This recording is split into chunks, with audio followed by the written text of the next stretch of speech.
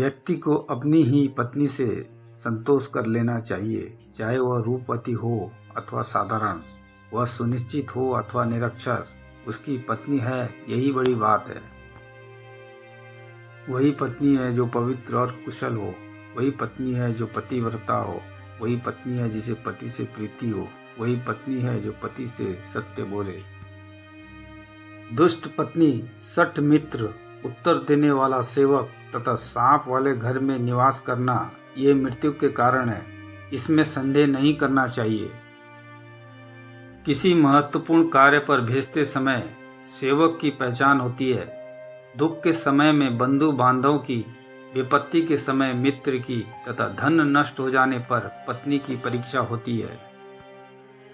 विपत्ति के समय के लिए धन की रक्षा करनी चाहिए, धन से अधिक रक्षा पत्नी की करनी चाहिए, किंतु आत्मसम्मान की रक्षा का प्रश्न सम्मुख आने पर धन और पत्नी का बलिदान भी करना पड़े तो नहीं चूकना चाहिए।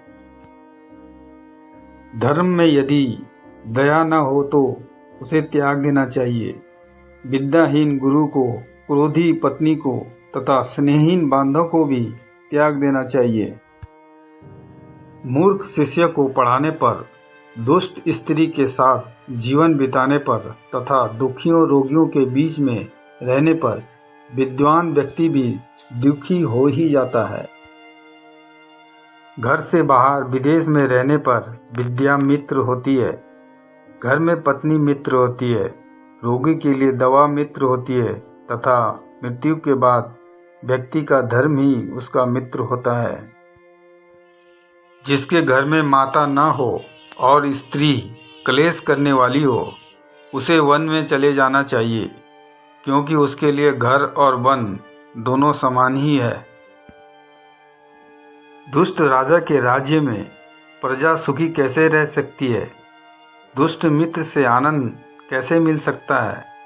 दुष्ट पत्नी से घर में सुख कैसे हो सकता है?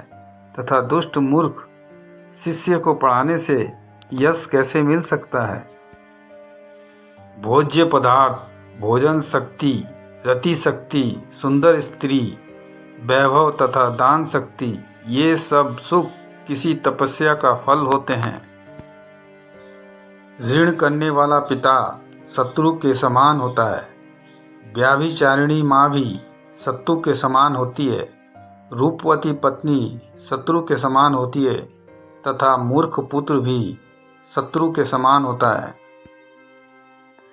समान स्तर वालों से ही मित्रता शोभा देती है, सेवा राजा की शोभा देती है, वैश्यों को व्यापार करना भी शोभा देता है, शुभ स्त्री घर की शोभा है। जिसका पुत्र वशीभूत हो, पत्नी वेदों के मार्ग पर चलने वाली हो और जो वैभव से संतुष्ट हो, उसके लिए यही स्वर्ग है। पुत्र वही है जो पिता का भक्त है, पिता वही है जो पोषक है, मित्र वही है जो विश्वास पात्र हो, पत्नी वही है जो हृदय को आनंदित करे। दुष्टों के गांव में रहना, कुलहीन की सेवा, कुभोजन, कर्कश पत्नी, मूर्ख पुत्र तथा विधवा पुत्री, ये सब व्यक्ति को बिना आग के जला डालते हैं। सांसारिक ताप से जलते हुए लोगों को तीन ही चीजें आराम दे सकती है: संतान, पत्नी तथा सज्जनों की संगति। जहाँ मूर्खों का सम्मान नहीं होता, अन्न का भंडार भरा रहता है और पति पत्नी में कलह नहीं हो, वहाँ लक्ष्मी स्वयं आती है।